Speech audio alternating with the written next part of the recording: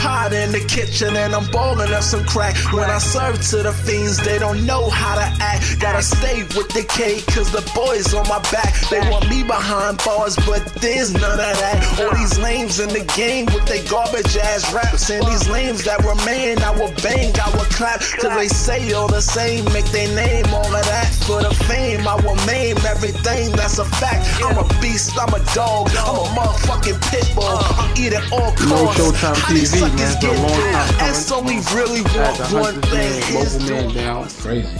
First, we was downtown, 34th Street area, you know, Master Studio. But I wanted to be more personal, so I came, you know, I'm in the Bronx, you know, the home of Mogul man. You know, like where he show his, you know, his downtime. Like if you look, you see his damn, the mic is right next to the damn computer. Right here. And this big ass TV. Yeah. Nigga, I want a TV like that, man. Shit. True to my neighbor. Black Friday, huh? Black Friday all day. Black Friday, huh? He made it. Okay. Little sign. All black everything, huh? All black. Had say Mogul. Had say Mogul. Looking like a Mogul. But on a serious note. Hold up. Conglomerate fan. Just let y'all know. Let's see that. What it say? Conglomerate fan. Oh man, you want some? Man, I gotta step my game up. I used to rap with royalty, but it's all about conglomerate fan. C's up, no crib. How y'all doing? Let's get it. I'm gonna fuck you up. They were like, yo, I saw the video, son. I'm like, listen to what he was saying. He was saying, no crib. No crib. This is a neutral. This is a neutral thing. I'm accepting. I'm accepting. You know, crip, blood, whatever you is. 100% neutral. See, I'm wearing purple. Neutral, whatever. Anybody can talk on Sho-Time TV. If it come down to it, it come down to it. You know, if you just happen to be who you are, that's who you are. Whatever. Straight cheese. You know, no discrimination here. Black, white, Caucasian, Majin, Hindus, ring, whatever. I don't care, man. But the state of the United States, man. What you think about it? Oh man. Oh man. Straight up, we all the United States is probably in the worst it's ever been in history. Like even before, I mean, damn, it's been crazy. Everybody's trying to say because we have Obama as our president, we're supposed to be better. You see my skin color, I'm a black man. I don't really agree with Obama and the things that he's done because of the research that I have done and the people who he follow and what he's a puppet of a bigger picture. So, and I'm not gonna throw around the whole moving out of the New World Order because all y'all people who, you know, y'all always doubt that. But let's just say, are we better this year in 2011 than we was in 2010 or in 2009 or in 2008? And y'all can't answer that we're better. You know, I think some of y'all got a couple $100 from welfare, and you know what I'm saying. So y'all probably feel like, oh look, Obama is hooking us up. But in the big picture, food prices have went up. The Metro cards have gone up. So what you were saying about the Metro cards? Alright, the Metro cards went up, the food prices went up. I mean, everything has gone up, and at the same time, we've been throwing a piece of cheese. I mean, and it's not really equaling out. So I just want to say, I'm not a supporter of Obama, but I think Obama is not even about him. It's about the government. So just to answer the question without giving a 50-minute answer, because I can do that. No, we're not better. The state of the United States is horrible right now in 2011. But do you feel like the state of America is how they want the state of America to be? So everything's going according to plan, opposed to, you know, well, basically everything's going to plan in their eyes. Yeah. Not necessarily in our eyes. Yeah, I think that's breaking the economy. I mean, we had long talks and everything like that. You know, I see it in your face though. It's like you really want to get into that. You said, you know. I'm gonna just say it like this. let's just keep it 100. I think that we're being told that the economy is getting better on the news, on CNN, on Fox, on Channel 5, whatever you watch. But at the same time, we're being crunched down in our pockets to our, you know, lowest point. So we know that the economy is not better. I mean, I know people personally who've been laid off and who are just getting, you know what I mean, my current job, let's keep it 100. My job right now has about 10 frozen positions. And frozen basically means they're gone. So these are people who've been working there for 10, 12 years and now they're gone. So how do you think the economy is building? There's people, and I have some cool people who have quote unquote prospered underneath the Obama administration, but I don't know that many people who have. I mean, it's like 2 people. I think that's the Obama's daughter. You know what I'm saying? So no, we're not doing it a good state, man. I could go in, but I just think that let's just pray that it gets better.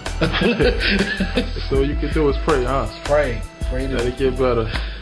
Yeah. Alright, you know, I feel you. You know, they basically take jobs from here, take it over to Mexico, build Mexico's economy or whatever, not even necessarily Mexico, build the economy up. Afghanistan, all these places. And how are we looking at here? I mean, just the I remember in 2002 when it was easy to go out and just go ahead and get a job. Like, it was easy. You could come out of high school or college and then a job would be. But I remember you telling me, because we were discussing it, you was in agreement with me. It was like some other people.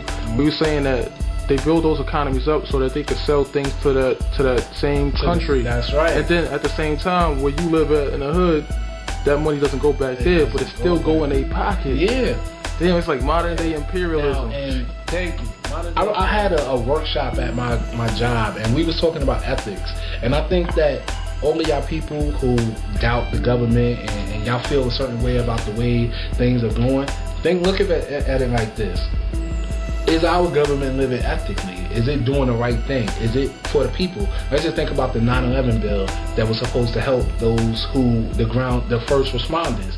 These people wasn't granted a health bill, so that's unethical. And you know that the powers that be could have passed that bill. So, in the ethics way and doing the right thing, because if the government is for the people, is by the people, so it would be for the people, then the people would be prospering, but we're not prospering. Like, if you look at these rappers, we're all popping bottles and but how many of y'all popping bottles? Because I think most of y'all going out there. It's about tax time, Sho-Time, right? Yeah. So even I'm looking forward to my tax. Everybody looking forward to tax time. So then it's gonna be like people popping bottles. We're gonna be like, hey, it's a rocket. Well, I gotta pay for it's public relations, PR, and promotion and stuff like that. I can't really. You know what? You know, the more money you get, the more money you have to spend on other things. You know. But you're absolutely right. When you was going with this whole thing, like I agree with you. Like, I basically agree with you, man. Like, the way society is crazy. It's like a whole bunch of chicks want to be thin, but if society set a standard, every chick was really huge, everybody around to be a really huge chick. And that's just how it is. And if hip hop was about being real and talking about what was true to what's going on, then we would be really upset about what's going on in the state of society. But nobody's upset because we're listening to Rick Ross and we blowing money fast and we doing it up. But I don't really know too many people are blowing money fast. You know what I'm saying? Yeah. No disrespect to Rick Ross. You know, my G, I heard you was out there and where you was at?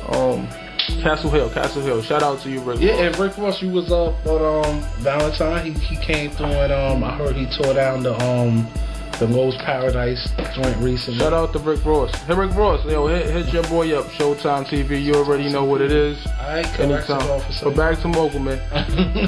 Yeah, we back. Yo, you a wild boy, man. You a wild boy, man.